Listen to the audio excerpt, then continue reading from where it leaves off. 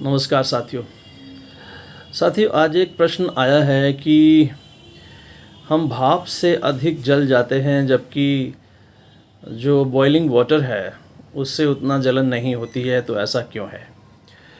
तो इस पर विचार करते हैं और मैं आपसे ये पूछना चाहता हूँ कि क्या आपने भी ऐसा अनुभव करा है कि भाप से जब कभी जलन होती है तो बहुत अधिक जलन होती है, और यदि बॉइलिंग वाटर यानी कि 100 डिग्री सेल्सियस पर जो बॉयल करता हुआ वाटर है वो अगर हमारे हाथ पर या कहीं गिरे तो जलन अपेक्षाकृत कम होती है।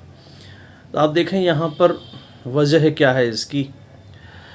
देखिए कि जो एक होती है हीट ऑफ वेपोराइजेशन यानी वाष्पीकरण की एक ऊष्मा होती है। 100 डिग्री सेल्सियस पे पानी भी होता है और 100 डिग्री सेल्सियस पर ही इमिडिएटली थोड़ा सा और एनर्जी मिलने पर भाप भी बदल जाती है, और वो एनर्जी जो एक्स्ट्रा एनर्जी है वो लेटेंट हीट उसको बोलते हैं, छुपी हुई ऊष्मा। लेटेंट हीट के तौर पर आप समझिए कि वो भाप में रहती है। तो भाप में बॉइलिंग वाटर की तुलना में वेपर में बॉइलिंग वाटर की तुलना में ज़्यादा एनर्जी होती है।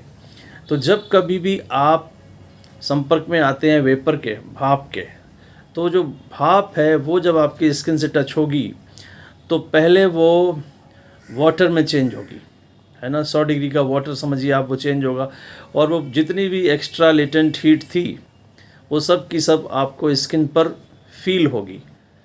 और उसके बाद वो पानी की जलन, जो 100 डिग्री के पानी की जलन थी, वो उस भाप के पानी के बनने के बाद वो जलन तो होगी ही होगी, क्योंकि वो 100 डिग्री का पानी बनने वाला है। उसके पहले आपको वो लेटेंट हीट जो छुपी हुई थी भाप में, आप समझें, वो भी आपको एक्स्ट्रा बर्न करेगी। तो ये कारण है कि आप जब कि भाप के संपर्क में आते हैं तो ज़्यादा जल जाते हैं, जबकि बॉइलिंग वाटर से उतनी ज़्यादा जलन नहीं होती। फिर एक बात ध्यान रखिएगा कि 100 डिग्री सेल्सियस पे पानी भी उबलता है और फिर उसमें हीट ऑफ वेपोराइजेशन और ऐड हो जाती है, तब वो वेपर बनती है। तो vapour contains extra latent heat then the boiling water, and when you come in contact with the vapor, it again changes its form into water, and that latent heat burn your skin extra. Then it changes to the 100 degree temperature boiling water.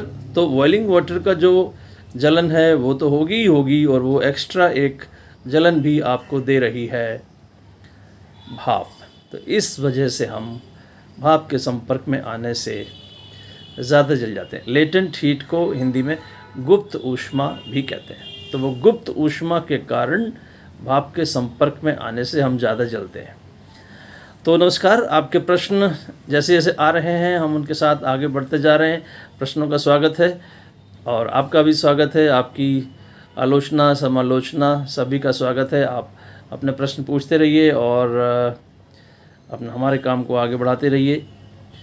Video like करिए, share करिए और channel को subscribe करना न भूलें। धन्यवाद, नमस्कार।